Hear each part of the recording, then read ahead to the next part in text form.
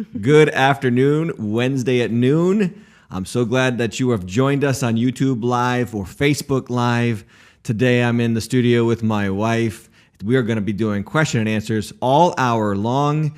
My name is Tim. Her name is Cheryl. That guy over there, his name is Chris. And this is The Deep End.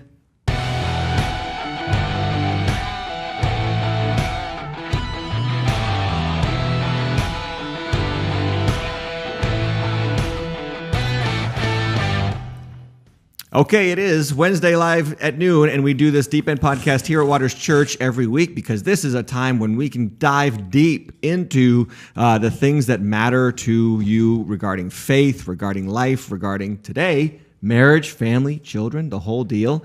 I'm excited to have you here with me, Cheryl. Are you?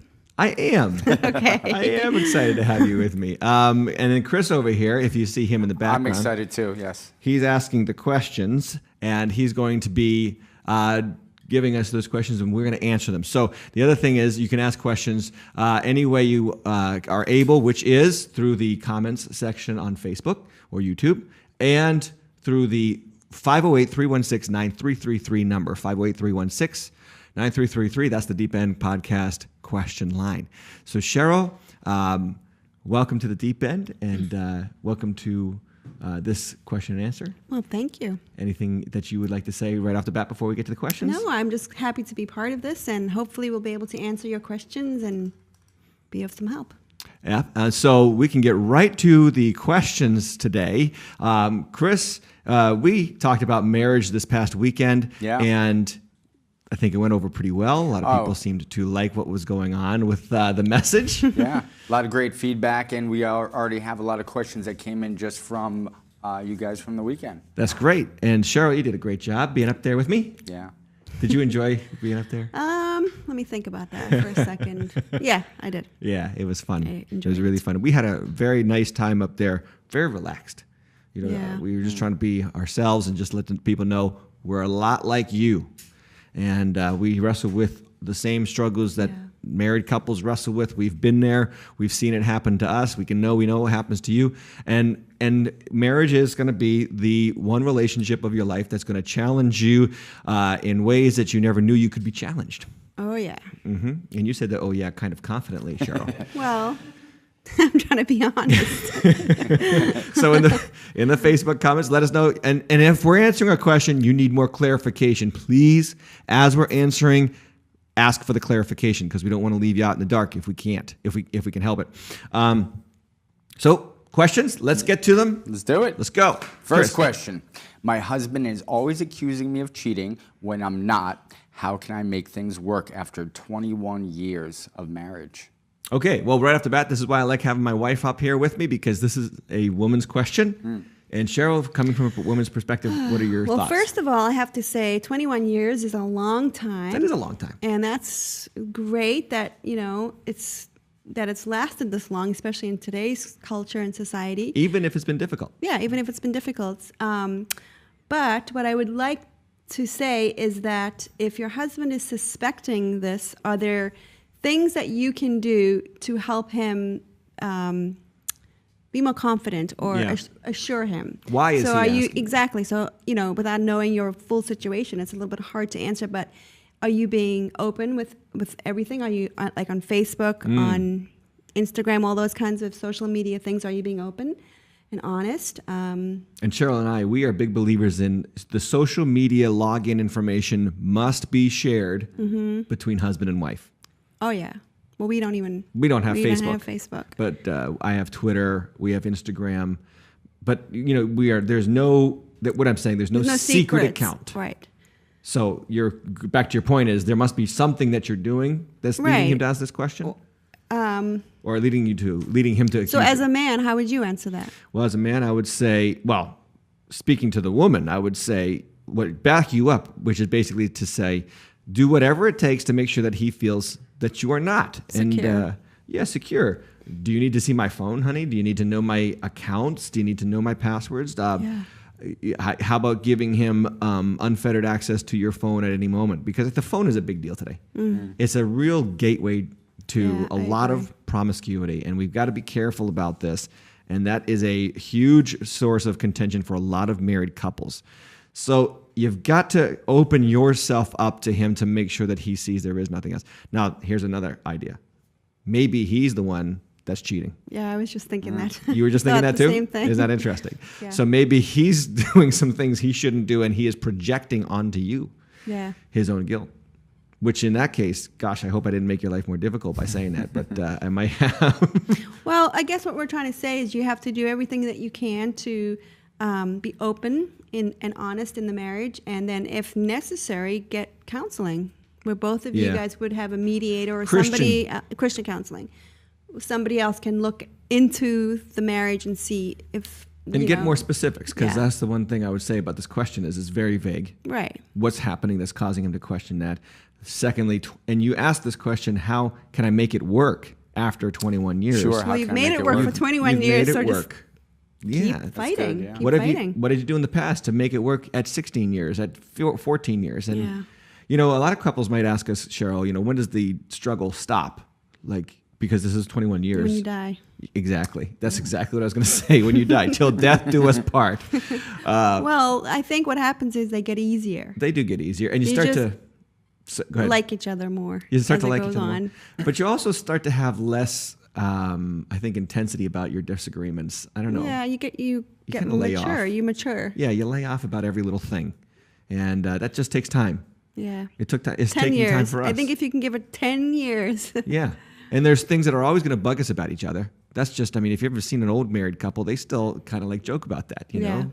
He does this, she does that, blah, blah, blah. I mean, I think that's the best kind of couples, though, that where they can kind of mention their aggravations with each other and is not a source of contention.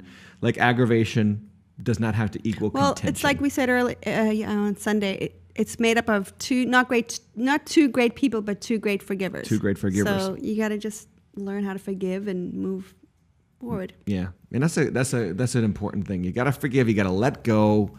What does forgive mean? It does mean that you do not hold that person accountable to what they've done to you when they've apologized. Do they need to apologize? Well, they should apologize. Adults apologize, especially people who want to stay married. They apologize for their faults. What are their faults? That's another question is, their faults have to be biblical faults. It can't just be, well, this is how my dad acted and I want you to be more like my dad or whatever, or my mom or whatever, that sort of thing. It's got to actually be a biblical fault to forgive.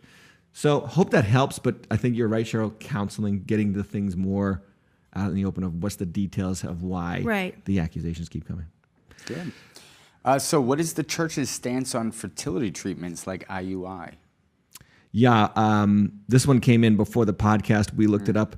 I think that's fine. Yeah. Yeah. You've got to do what you got to do. I mean, if there's medical help for you being able to produce children, I mean, why not? We get help medically in all other areas in our lives. Why not? That's good. We are not the... We're pro-life. We're pro-life, absolutely. Right. And we are not anti-vaccine people, which means we don't, if the vaccine's there, get it. So we're not going to sit here and be conspiracy theorists about that. There's a lot of people out in some sectors of American society that say the vaccines are leading to all kinds of other problems. I don't believe that garbage. Doctors and medical research has been a very great help to the human race. Mm-hmm. Yeah. Go get it. Have kids. But make sure that you're married and there you go. You're Christians. Right, yeah. Make sure you're married, of course. If you're not a Christian, that's a good question, though. If you're not a Christian, should you seek this out? Or if you're married to a non-Christian, should you seek this out? I'm not sure. I mean, I don't know if I would encourage married and people who are married to non-believers to have babies if they're not naturally having babies. I mean, I wouldn't personally say that. Now, I'm not giving you a biblical reference for that. That's my personal opinion. Because I think that children struggle. And Cheryl, you and I have seen this. They struggle in those mixed marriages when it comes to faith. Right. Oh, faith. Okay. Right. Faith mixed marriage. Yeah. Racial intermarriage is a issue. I mean, that's no.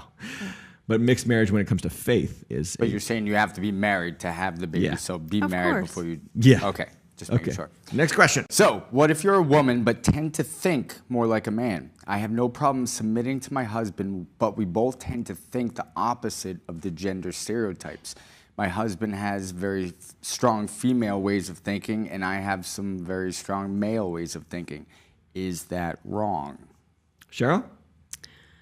You first. Well, let's see. She thinks more like a man, he thinks more like a woman. Well, if you're talking about like roles or what did we say earlier? Because we were talking about this question. Feelings? No, Or not roles? feelings, roles. Like, so in other words, like, you know, Oh, if she takes more initiative? like paying the bills or running the household or things like that. If it works for you, if it's a stay-at-home dad or whatever, that's working and you're both being kind to each other and obviously still following God's mandate for your lives. And you answer better. Well, I think that what I would just say is that submission does not mean that the man has to lead in every area. Right. Ultimately, great leaders lead leaders. I think the best leaders in organizations make other people leaders of their respective, parts of the organization. So a woman might be the better financial person in the marriage. That does not mean the man's not the leader. She's just leading that portion of the marriage. And I think that's what you were referring to. Yes. So whatever she does take initiative and she leads well with, she should do. Right. This is not, so there's not like males have to do X, Y, and Z. Females have to do A, B, and C. No, you got to make it work. But at the end of the day, there's headship. Headship, again, remember I talked about this on Sunday, which is it's for security. Your job as a male is to make her feel secure, to make sure that she is empowered, and then thirdly, to make sure that you are taking responsibility for her. So she might be the better initiator. She might be the better career person. She might be the better teacher of children, of the gospel. Your job as a male, as a husband, is to empower that, not feel like, wait, nope, that's my role. No, Cheryl just said that too. It's not about roles. It's about what are you good at, finding that and making it work for yourself. But also, I just want to say that as a woman, you have to be very careful that you don't emasculate your husband and become the domineering. Very good. The domineering. Presence. Exactly. Because that's a common trait. Yeah. We have seen that as pastors in the church for years. We've seen women that just dominate their man in terrible ways. Right. And then when they want them to step up, they're nowhere to be found because they've emasculated them so much that they just... Yeah, years of emasculation has robbed them of the confidence that he needs. And that's why you talked about this on Sunday. Respect is to think admirably of someone and to praise them for their talents. Now, we had a good laugh about this with the, my addiction to praise. But it's definitely empowering to a man for a woman, regardless of what he's good at and not good at. Find what he's good at and praise him for it, and he will take ownership of that, and he will become better at it. It's just a fact. Right. It's just a fact. I agree. So this just in, actually, kind of going off that, but is there a biblical basis for the woman to take the last name of her husband once married? Is there a biblical basis? Yeah, well, the biblical basis is, I guess you could say there's no thus thou shalt take the last name of your husband commandment in the scripture, but what you see is patriarchy in the Bible is admonished. It is encouraged in the scriptures. Patriarchy today has a bad connotation because we have demonized males in our country, in our culture. And Cheryl, you can, as a woman, to hear it coming from you, agreement about that is so important for women because we're getting this one-sided argument. Men are the problem, men are the problem, men are the problem. And then we even said this on Sunday is that we are trying to expect women and men to be equal, and the standard we measure women by is men. So we want men to be more like ladies, and we want women to be more like men. And it's like, so what we've done is we've created patriarchy is evil. No, it's not evil. It's actually very good. And Jesus' genealogies are measured both in Matthew and Luke through the males of the lineage. Now, the reason why is because ultimately the final father is God. Yeah. He is our father. Now, there is a great video, and I don't usually promote other websites, but I'm going to do right now. And I just tweeted about this yesterday. PragerU.org. PragerU.org. Go and watch their latest video. Just came out. Why is God a he? And Dennis Prager, he's a Jew. He's not a Christian, but he's a biblical Jew. And he just did a fantastic job unpacking why it's important that God is associated with a he. Because in our generation, well, not in our generation, in every generation, males are by far the most responsible for violence in the culture. Yeah.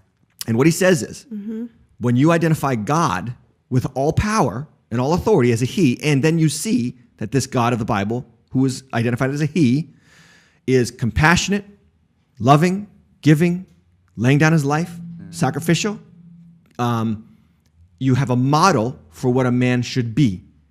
And who wouldn't want that kind of man in their lives? That's good. To have power and authority, but not to domineer and destroy and devalue who he has power and authority over, but rather to care for, love, and encourage. So I don't see it like, I don't think you're going to break the biblical laws if you don't take the husband's last name. But I think why are you doing that? Maybe well, you're it's following also, the culture's I mean, mindset. Following the biblical scripture where it says the two shall become one. That's also just an outward way of saying we're going to become one. We're sealing each other by taking on each, right. sharing a name. Yeah, and you're saying that this man I'm believing in. Yeah. You're saying I believe that this man is good, and I want to take on his name. I love him. Now again, from week 1 of our marriage series, which I encourage you to watch, because I talked about the fact that the marriage between a man and a woman is a physical picture of our relationship as the church to Christ. Church is the bride, Christ is the bridegroom. Well, we take on his name. That's right. Before the Father. And by taking on a name, you're taking on a reputation. So names in Scripture is not about just what a name is. It's about the reputation of that person. It's about the character of that person. And so when we come to the Father in Jesus' name, we are coming to the Father in the character and reputation of Jesus. So it's actually more backed up, I think, even more so in the Bible by saying, look, take on the name because you are actually more, you've got a concern with yourself with taking on the reputation of the picture of the church's relationship to Jesus, and the picture of that on the earth is a male and female marriage. And when the woman takes on the name, she's backing that up. Yeah. She's backing that theological precept up. If you have a problem with doing that, I don't know what's going on there. I think you should love and trust your husband. Cheryl? Unless the name is Hatch. You're lucky. That's a good name right there. It comes from the old English for hatchet. I'm just kidding. I like the name. Thank you. Next question. So I'm going to combine 2 in this next one. So bear with me. I'm going to read the first one in a second. Hi, I am wondering if Pastor Tim and Cheryl can possibly answer or discuss what do you do if you're just not in love with your spouse anymore? So what do you do if you're not in love with your spouse anymore? And also, in reference to your marriage series this weekend, how does one go from a camel to a kitten? So maybe you could answer that in reference to the first part. Let's put a pin in that second one. Okay. Because it does have something to do with the first one. But let's talk about the first question, which is, what do we do when we're not, quote unquote, in love anymore? Cheryl, this is good for you. Come on. Gosh. You know you want to answer this one. Well, like, when you get married, it's not, it's a covenant. This is what we talked about on Sunday. It's not a contract. So being in love is not a feeling. It's something that you have to work on. It's an action. And we talked about this one earlier too. And well, love is not a feeling. Love is not a feeling. It is a decision. It is a promise. Yeah. God is not in love with us. And that sounds shocking to some people. But this is our high emotionally value society where everything is an emotion. I don't feel in love. The term in love, we even talked about that. We hate that term. Yeah. Yeah. Have we been in love all of our marriage? No. Thank you for your honesty. It was actually kind of shocking how quick she said that. I think what people associate in love with is that feeling that you get when when you're dating somebody, you get that feeling. And I mean, that is going to fade as life goes on and you have kids and life gets real. Yeah. You're not going to feel that all the time. I mean, if you do, you really hit the jackpot. I'm telling you. A poopy diaper can really remove that in-love feeling quickly. Yeah. 3 poopy diapers when you got 3 little ones who are very young running around the house. So in love is I call it Hollywood terminology, which is stuff that you see in the movies, which is just fictional. Like, I'm all for you watching movies, but please remember, they're fictional. Yeah. Even the ones that are based on a true story usually say they are based on a true story. And then you go and look up the true story, and it's like hardly what it was when you see the movie. So be careful about adapting fictional properties, fictional realities, and putting them in your real life. Well, we also talked about this on Sunday or over the weekend, where people post their highlights of their in-love marriages or their in-love relationships, and you see all the most romantic moments, but let's be honest, that's like it's fleeting. Few and far between. Yeah. And it doesn't happen all the time. And then what you do is you compare yourself, your marriage, and you're like, oh, well, Where's the spark? I'm not treated like that. I'm not, you know, we're not in love. Right. And you're going to do things for your spouse when you don't love them. And the sooner that you can get to that point, when you don't feel like doing it, which is what I meant by that, when you don't feel love for them, you're still going to do what you should do because that's loving toward them. And the sooner that you can get to that point, the better off that you are in the long term. And also, the scriptures talk about what love is. Love is patient, love is kind, it's enduring, it's long-suffering. So if you're not doing any of those things, work on doing those things so that you can love the person, not necessarily... And nowhere in that text that you just quoted, 1 Corinthians 13, does it say love feels. It feels, yeah. Love does not have... your feelings don't have an IQ. Ooh, that was good, Cheryl. Ooh, that was good. That'll preach. Because it's true, because we say at the end of the passage, Paul says, love believes all things, endures all things, hopes all things. It doesn't say feels all things. Yeah. Right. So I don't like the in love term. I hate that and once term. again, if we treat it like a contract, then as soon as you are wronged or mistreated or your feelings fade. Feelings get hurt, then all of a sudden the love fades. Yeah. Wrong. Or the feelings fade. No. Or the in love fades. And I said this in week 1. I said, that what do you call a person who learns how to do what they don't feel like doing? You call that person an adult.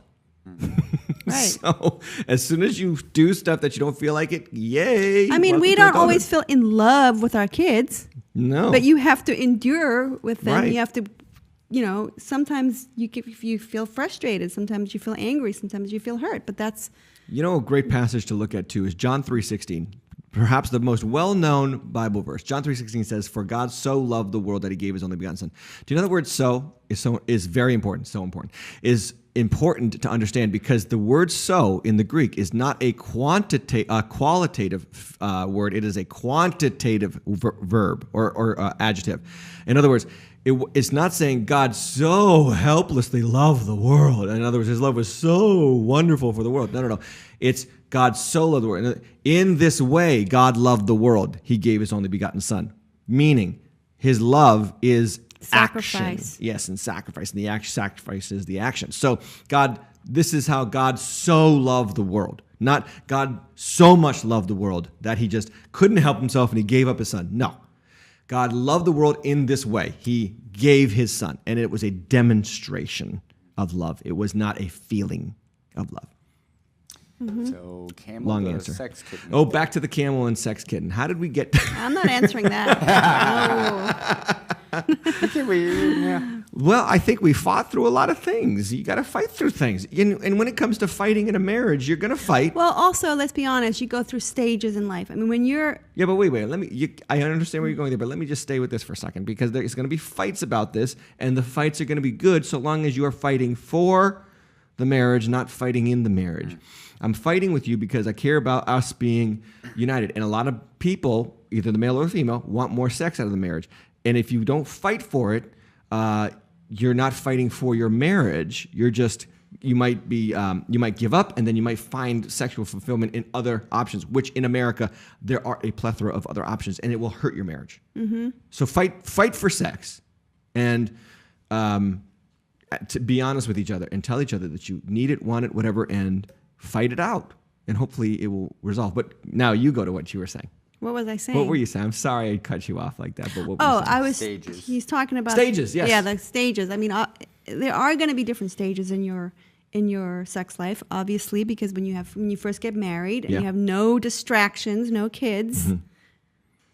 Wahoo! Yes, exactly. But then when you have kids, it's going to change, and you can't just and young kids, right? And that's just natural. Yeah. It's going to happen. And when you have those young kids, you're so tired at the end of the day. You weren't tired. I was tired. Believe me, I was tired. I was tired many a day. Okay. So to go off that thought, I've been married. I'm married to a non-believer for over 20 years, and there's very little intimacy left. Are husbands and wives biblically obligated to provide sexual companionship to each other? Yes. Husbands and wives, but one's a non-believer. Well, I mean, regardless of the non-believer status, married partners, according to the Bible, are they're each other's body belongs to the other person. So it's not, this is my body, you can't touch. No, I gave you my body, and she gave me her body, and that's marriage. Marriage is to give yourself to the other. Covenant. So 1 Corinthians 7 unpacks that. It's you cannot deprive each other because you will be tempted. That's the other thing. Like all these Christian ladies who want to deprive their Christian husbands because there's this idea for Christian ladies that my husband, because he's a Christian, is bound to fidelity because he's a Christian. And Cheryl, I always say this about Cheryl. Cheryl could have two, actually. She has the double portion of that excuse. She could say, not only is my husband a Christian, but he's a pastor. So he is doubly tied to fidelity. You're the one that said this before.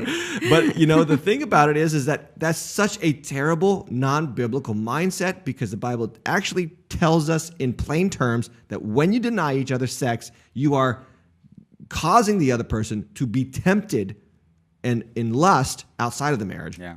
And so it's your fault.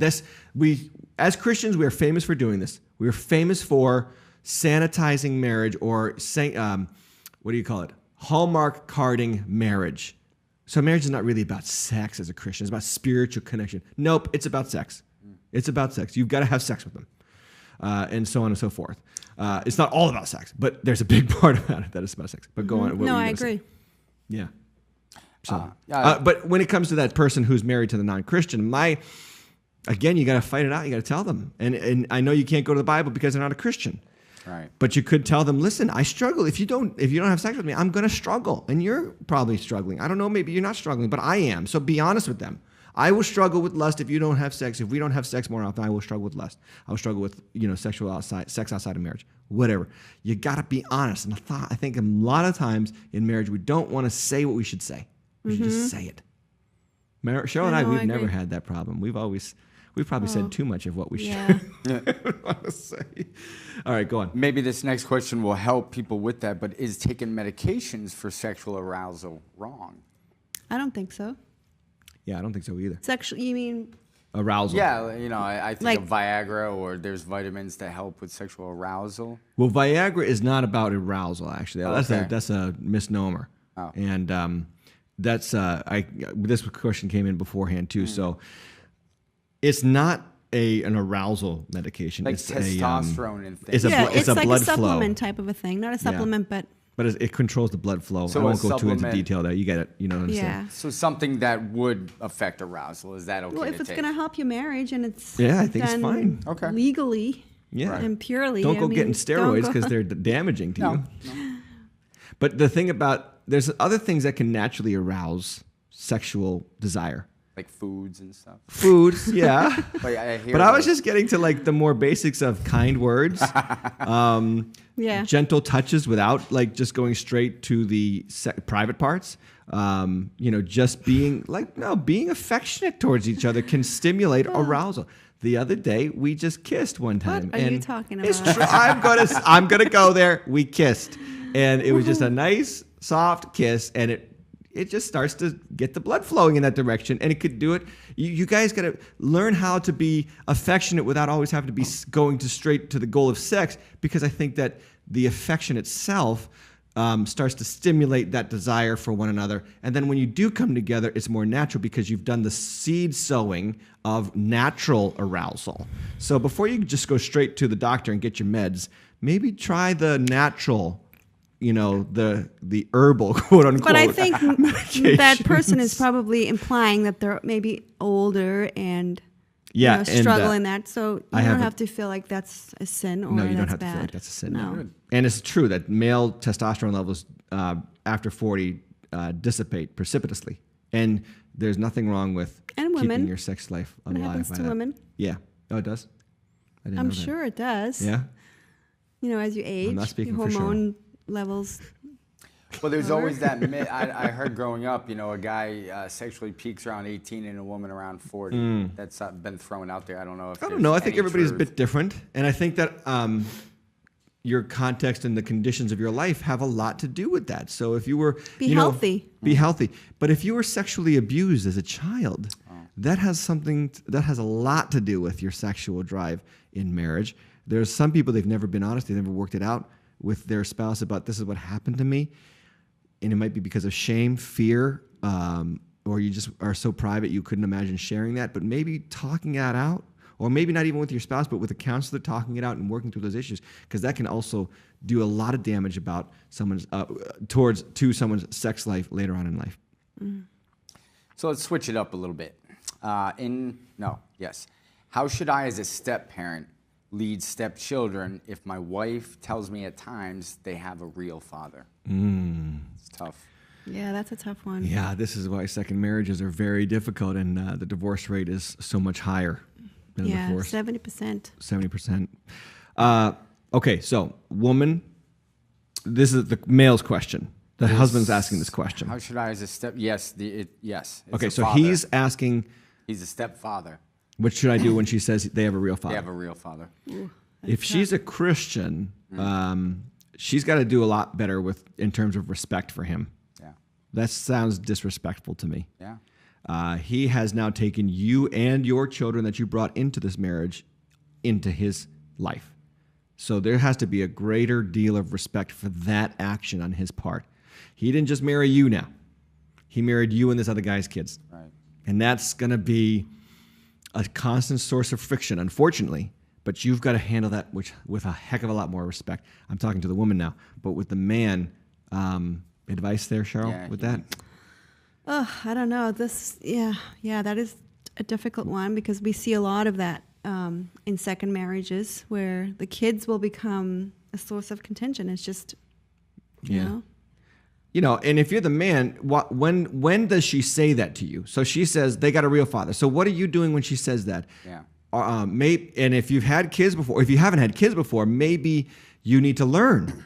Maybe you need to maybe you need to sit her down and say, how can I handle this situation better from your point of view? Because I want to be the best stepfather that these kids can have. So what am I doing that makes you say that that's wrong? And if you can have a conversation around that, it will empower him to be better, you, sir, to be better, and it will also empower you to show her that you care about being a better stepfather to that child. But this is always going to be a challenging situation, and at the end of the day, you two are married. You two are united. And the kid's situation is always going to be there, but it's going to dissipate as they get older. Right. Well, when she's saying that they have a real father, what is she saying that? Yeah, that's is that an attack, or is that just saying, well, they do have a biological father. You don't have to worry about disciplining them. They have. Oh, she might be saying that. It sounds like it's heat of the moment. Like it's heat of the moment. Emotional. Yeah. Response. Right, and it is. It's we know people that have these blended families that. They don't want the other spouse to discipline their kids, and that's something you have to work out right from the very beginning. But he has to be empowered to discipline. Yeah, he does children. have to. Well, and yes, he does. He has to be empowered to discipline the children. And you, sir, in the situation, have got to tell her you want to do better with her in this. You understand that you're coming out from an outsider's perspective into the situation, and if you can just have that conversation and humble yourself and say, I need to be a disciplinarian for these children. I want to be the kind of disciplinarian they need. They're new to me. They're not new to you. What works with them? What works with them? Don't you think that would help? If you would just have that conversation, I think that would help. I think that would go a long way. But when she comes at you disrespecting you in that heat of the moment statement, the Bible tells us, do not repay evil with evil, repay it with good. And the good that you repay it with is, okay, I want to do better. I understand, but we're married, and for better or for worse now, and let's see how we can make it better. And I'm willing to set aside some of my priorities for the sake of these kids. Yeah. In that situation. Good. So going off of marriage and divorce, if you're divorced and remarried and you come to Christ, the Bible says that you're sinning according to the Scripture. Should you leave your spouse in order to be in order with the Scripture? So it sounds like they were both on their second marriage, then they came to Christ. Should they get divorced? No. That's like adding a sin to it. Two wrongs don't make a right. Right. Yeah. And, there's a couple of reasons for divorce biblically: sexual immorality, so adultery, abandonment, 1 Corinthians 7. And then I don't think we have to go to a specific Bible verse, because you said this on Sunday, Cheryl, that submission is not being bossed around or beaten, abused. Look, there's plenty of Bible verses that talk about that. So if that's happening, you got to get out, and you have every biblical mandate to get out. But if you got divorced and you're remarried and you came to Christ after your remarriage, you are one in the Spirit now with the Holy Spirit Right. and with each other. So again, on divorce, my spouse and I have been divorced for 4 years. I made a lot of bad decisions, but then I came to Christ. I wish I had a relationship with God and Jesus when I was still married. Do you think marriages that have ended can be and should be reconciled? Yes. So should they try to get back together since? Yes, and we've seen it happen. If both are saved. Yeah. Well, even if they're not saved. Even if they're not saved. But if the unsaved They're person willing. is willing to stay with the saved person, Paul says, right. stay. But you also don't want to enter into a marriage that had a lot of issues that were unresolved if the person isn't saved, and now you're getting back together and you're going to deal with all those same issues and then possibly end up getting divorced again. I don't know if that's wise. Yeah, but I've seen that. I don't know if what you said is biblical. So I'm just going to give you the biblical answer, which is No, I know. if they are willing to Right. get back If they're together. willing, then they're willing Right. to put the work into it. Yeah. But if you're already divorced, I'm not going to say you have, thus saith the Lord there. Right. Cheryl's words do apply there. But I'm just thinking out loud in my head to say, you got divorced, then you came to Christ. Should I get back together with them? Yeah, there could be a chance that if you get back together with them and you do Christ with them, you could win them you to could the win Lord. them to the Lord. And the Bible says this in 1 Corinthians 7, lots of stuff about marriage in there. The saved spouse sanctifies the whole house. Right. Okay? It rhymed. But what it means is, if you're married to a non-believer and then you have kids, your Christianity, your being saved brings that family into a special place before God. Mm-hmm. Now, your kids do not get to heaven without personally coming to Christ. You don't get grandfathered. Nobody gets grandfathered into Christ. But you do have an opportunity to say, I'm going to make this marriage sanctified through my Christian witness in it. And I think that Christians who are in that situation have to realize you have a tremendous calling in that difficult situation. Difficult situations are challenging, but they're not necessarily evil. They are opportunities for good to triumph over that challenging situation. And you got to see it that way. I think you got to see it that way. Yeah. So more divorce. We've been together for 20 years and married. My husband is often talking about filing for divorce. He's threatened divorce previously, but has never talked to a lawyer, but he has this time. He's still living at the home, and he's starting to act differently towards me. How can I help him see our marriage and family is worth saving? How can I get him to want to work it out? Cheryl, I've been doing a lot of talking. Well, first 'Cause of this is a all, woman. And we don't know if they're believers, that we can assume, but it doesn't Right. say. I mean, first of all, like we said earlier, we're just working with minimal information. So it's hard to give a good answer for that. But she's asking, what can I do to make Right. him feel? You can't necessarily change him no, by force. but you can start changing yourself Yes. and start changing the trajectory of your marriage. I mean, there's never no hope. There's always hope. There's hope. And you can pray. Mm-hmm. Philippians 4:8 is for you today. Be anxious for nothing, but in everything by prayer and supplication with thanksgiving, make your request known to God. Here's a simple thing you could do is you could get into a small group at Waters Church and you can talk to somebody who you develop a relationship with and ask them to pray with you. Yeah. Yeah. The scriptures talk about this, that any two of you binding things on earth shall be bound in heaven. Well, or agreeing together about something on earth shall be done for them in heaven. Well, I know what that scripture is talking about when it comes to church discipline, but the other thing is that there's just an agreement in prayer there for, I believe that the mouths of two witnesses, things are established. These passages are clear that there is a power to corporate prayer or, unified prayer with more than one person. So do you have somebody that you pray over this marriage with? Come to the altar at the end of our services. A lot of people, and I'm talking to a lot of people at church, we give you opportunity to come for prayer at the end of every service. Many of you scoot for the door because you want to get your kids, you want to get to lunch, or you want to get to dinner as quickly as possible. Well, you know what? Some of you are going through some serious trouble and you refuse to come to God for help.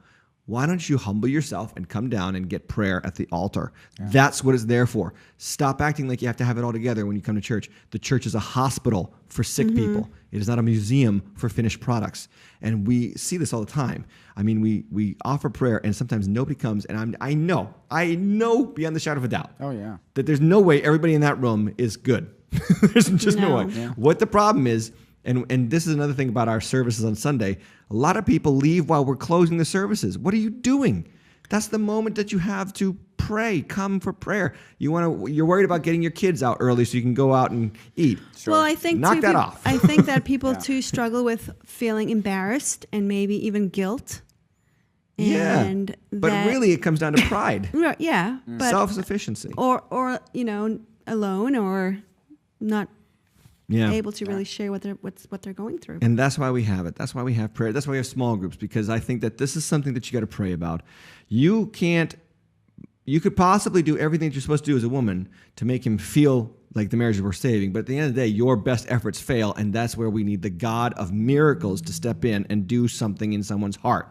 So lift up your husband's heart to the Lord and pray for him.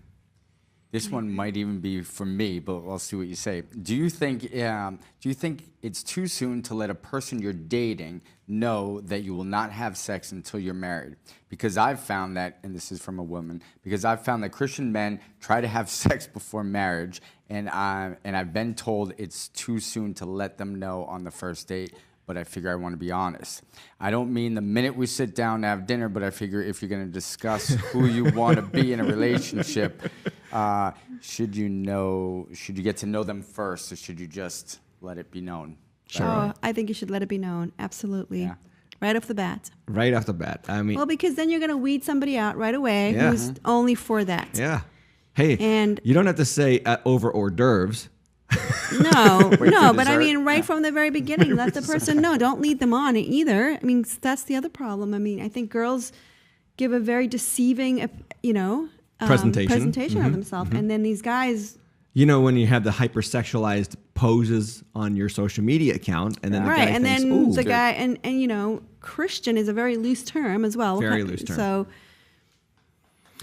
I've lost a lot of girlfriends this way. Yeah, you know about that, Chris. No, I have. So tell us your story about that. I mean, tell us your thoughts. I mean, I've said it from the stage, so I've had people watch messages that I've given, and, I didn't know that about you. And I'm like, oh, you don't know that a Christian man would do this. And I've had the discussion, and I've had people actually take it as a challenge. Yeah. And I might date them for a few weeks until they realize they're not going to break that, and then they break up with me.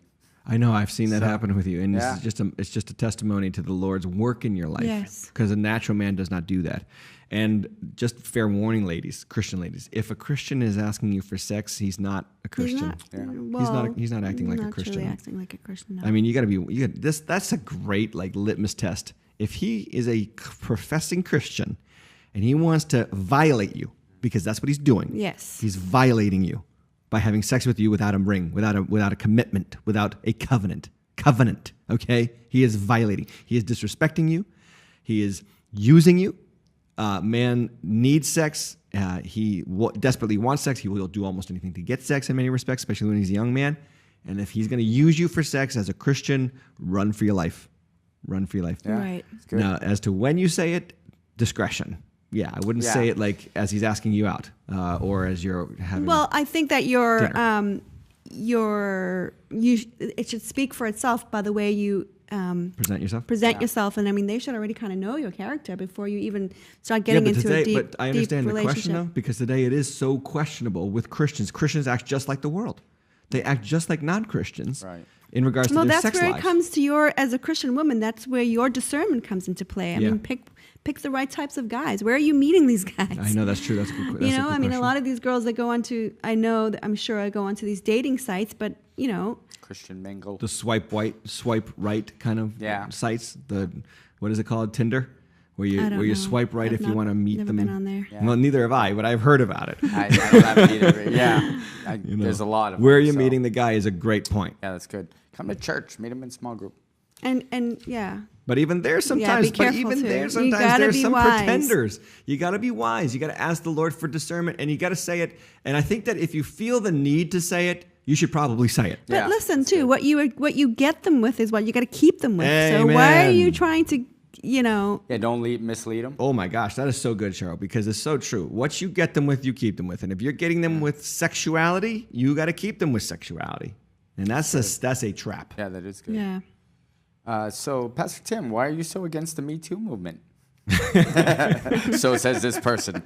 Okay, I'm not against the Me Too movement. What I said, and I know where this question is coming from, I said in the message that the same people who in the 1960s in this country said, take your pants off, meaning just have sex with whoever you feel like having sex, because that's the sexual revolution, baby, freedom, woohoo. Now those people, 50 years later, 60 years later, are now telling us to put our pants back on. They made a horrible mistake. And that's why we have the Me Too movement.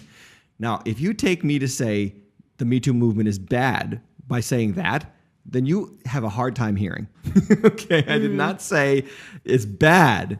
The Me Too movement is bad. No, it's probably very necessary for these women to speak up and say, this happened to me.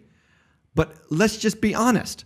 The reason why, in large part, sexual abuse is such a problem today is because of the secularizers and the progressives in our culture who want to cast off Christian underpinnings of our society.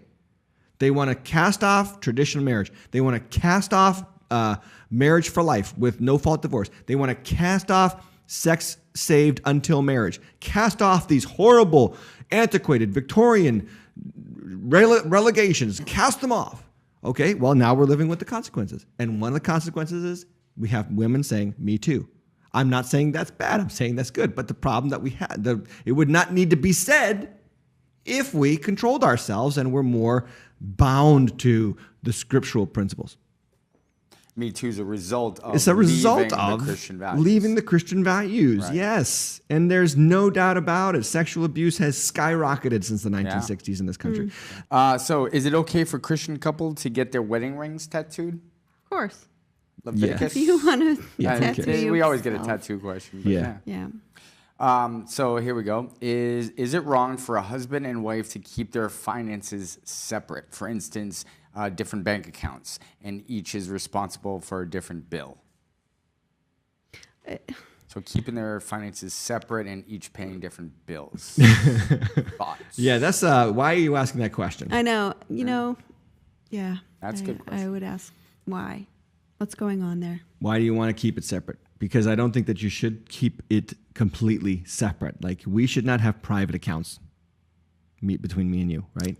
That I should know. Are you asking me or are you telling me? No, I'm saying that we know that this is our agreement. This is not shocking to you. I agree. We are on each other's accounts. We do have separate checking accounts that we have tied to our debit cards. But, we know where our money is going. I do the groceries, I do this, I do that, but it's our money together. Yeah. It's open, and you have to watch out for the temptation to guard your property. That's right, because that's the contract. Person. Yes, that's contract. There you go, Cheryl. It's contract. It's I'm going to protect my little private nest egg over here, and you ain't going to have it because. Now, a lot of times this happens in second marriages. Yes. Because when you're in your first marriage, typically you have nothing. Typically. Well, you're young. You're starting right. Starting off. The typical problem is that you get divorced or you have a second marriage for whatever reason. You come in with your own stuff. You come in with already. a lot more stuff. So I got to protect it. That's contract. Limiting my what do we say? Limiting my responsibilities and protecting my assets. Yeah. So you've got to surrender your take up your responsibilities and surrender your assets and not keep things to yourself. This is covenant. I'm giving you fully to myself. I'm giving myself fully to you. Well, it's also trusting. I mean, money is such a big issue with, where your heart is. So you want to also be able to trust the other person. Yeah, and budgeting is good. So are you sitting down and saying, here's where money is going to go for electric, for gas, for food, for clothing? And then at the end of the day, after we're all done budgeting, here's what we can do with the leftover for each other. And we say, because that's going to help you stop fighting about marriage, money issues. Money. And then the other thing is that just the person said, did they say it's working? Is it working? They didn't ask. If it's working? They just said, is it okay? Yeah. I think it's okay if you have each other on the accounts, because sometimes that, like for us, Like that's Facebook. how it works. Well, like Facebook is, can you keep the person accountable? Right. You have their That's login another information. example. That's a similar example. Yes. Cheryl's on my accounts. I'm on her accounts, and we have separate accounts tied to our debit cards for spending the money. Sure. Well, they go different places. They go different places. But they're together. Yeah. So Hope we answered that clearly. yeah, I think so. Pay the bills together. Well, financial peace starting in September. at That's One Yes. right. Church. Financial peace. Dave Ramsey. Dave Ramsey. How do you handle a marriage when the woman is the elder Christian in the marriage and the husband is still learning? How can women bring up sensitive topics regarding their sexual relationships that is non-existent? Wow, we have a lot of women with their sexual issues. So, respectful when it's conversations that need to be had between the couple. So the woman's the elder Christian and the husband's new. How do you handle that? Yeah. This is you just said it, and you're right. We've had 2 questions come in about the fact that the woman's not getting enough sex. Yeah. Cheryl. Well, it's unusual. It's not the common thread in marriages. So I would like to investigate a little bit what is going on. Is there something deeper there? Does the man struggling with, testosterone issues? Is there infidelity going on? Is there an issue with him being attracted to you? Now, I don't mean just only physically. I mean emotionally. Are you just being a mom? Remember we talked about that over the weekend? Are you letting your kids sleep in your bed? Of course you're not going to have sex if your kids are in your bed. Yeah. And that's all the becoming a time. trend today. Kids in the bed, which I do not understand. Oh, no. This is modernity here, okay? This is like we are not in the ancient world, people. Well, we're not going to, whatever works for you, as long as you're taking care of your husband's needs. I mean, Or creating space for sex to happen. Exactly. And there's no space for sex to happen if the kids are in the bed with you. Okay. well, Hopefully not. Yeah, but the thing is there's a couple other... Cheryl said it too.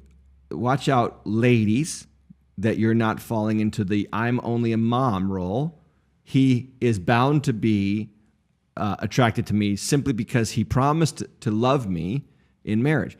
Men, and now I'm speaking as a man, of course, but from a man's perspective, men are visually stimulated. There's no getting around that. They are predominantly visually stimulated. This is why, by far, men struggle with lust and pornography than women do. Not to say that women don't, but it's by far more predominant amongst males. So, ladies, dress yourself up and get yourself in an attractive place for him, because he is going to be attracted to you physically. Now, something brought him to you physically before. Now, have you just decided to just abdicate that? Like you don't care, you got him now, and he doesn't need you to give him any effort there. well, it's the other way around, remember?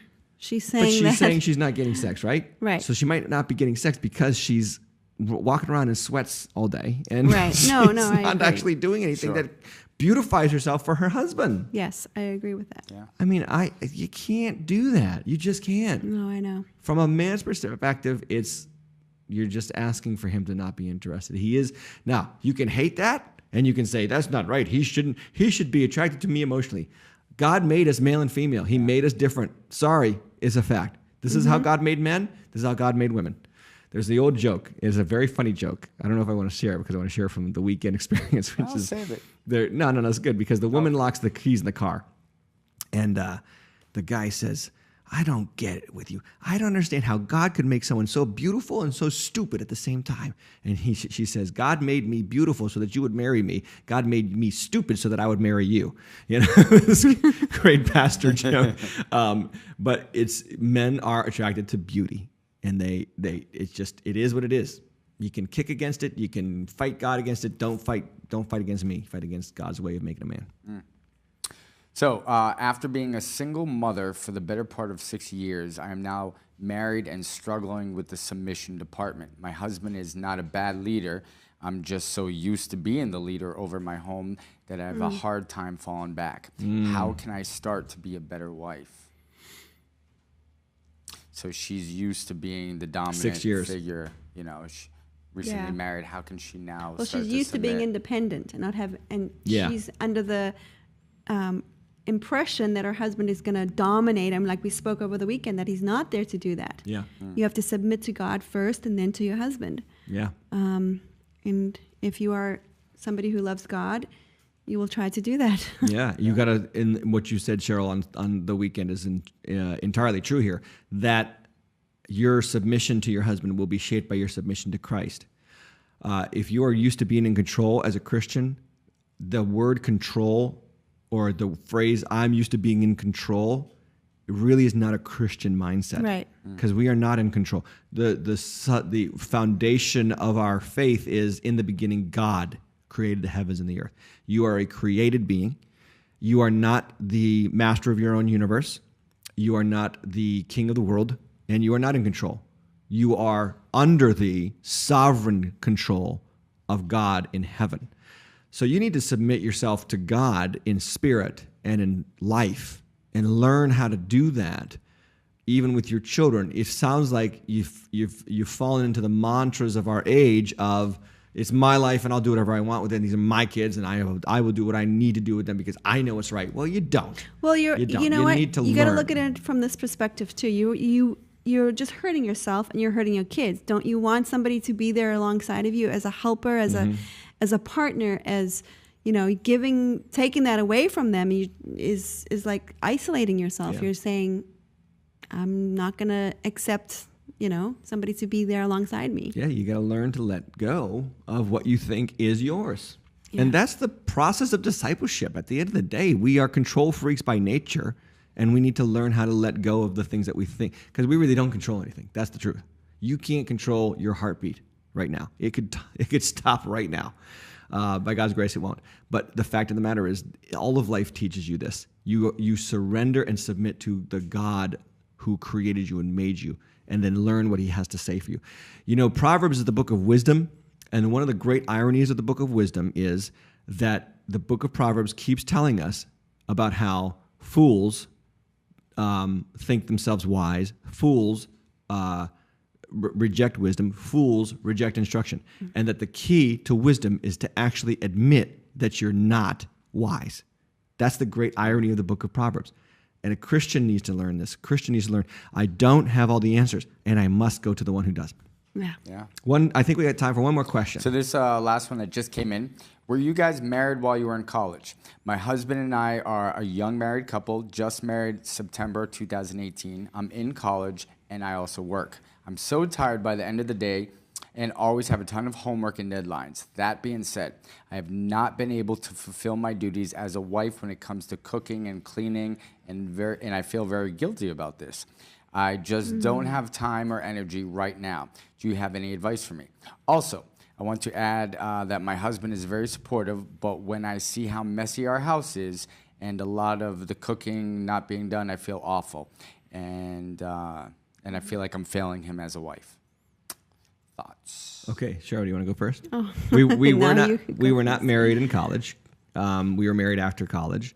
But the thing that we would say there is, I would say, first off, is in no text of the Bible does it say it's a woman's job to cook and clean. Yeah, I was thinking that when I read it. Okay, these are traditional roles that were picked up through the Industrial Revolution. The Industrial Revolution changed the American family. We're talking about this on Sunday.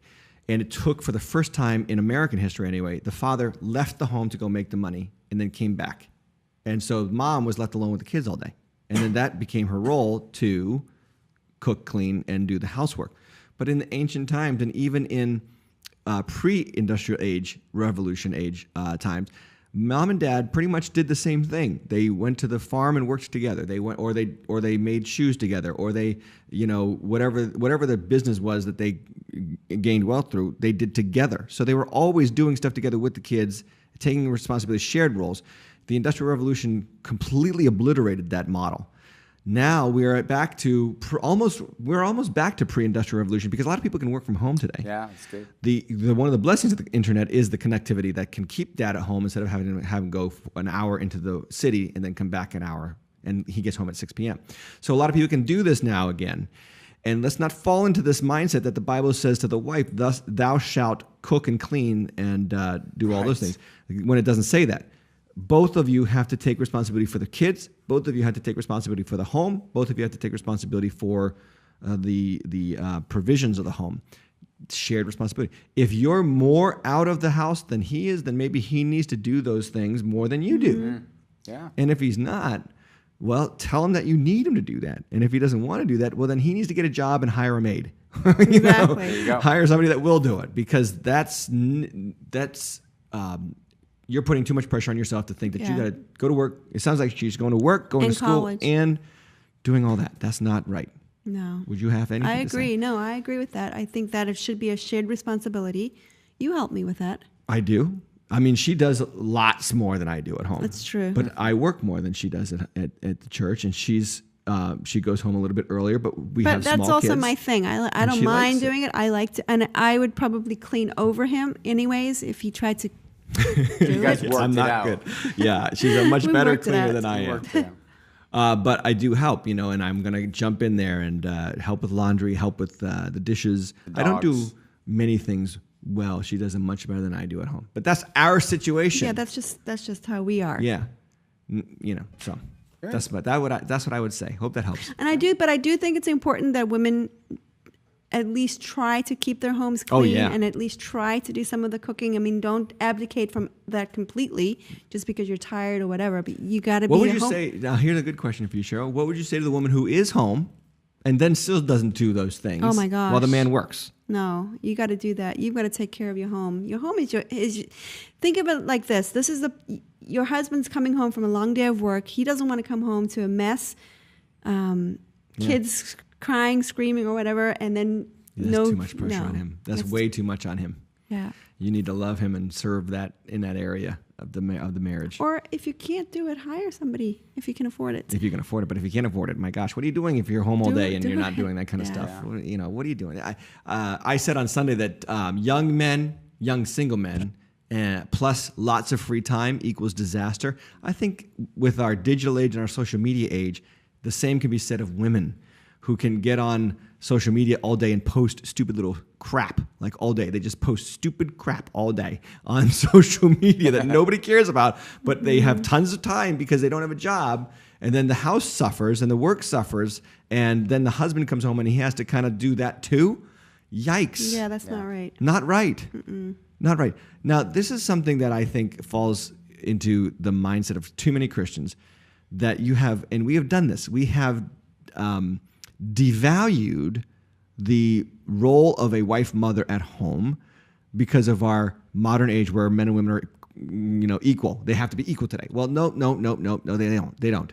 And Christian moms and wives, there is value and great dignity in staying at home with the children and raising them and cleaning the house and preparing a home for your husband. There is great dignity in that. I want you to hear me say it because you will never hear anybody else say that.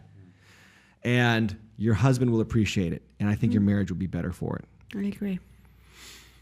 That's good. I think we got a lot of questions. Yeah, a lot of questions. It's been fun. Yeah. Cheryl, do you want to do this next week? No.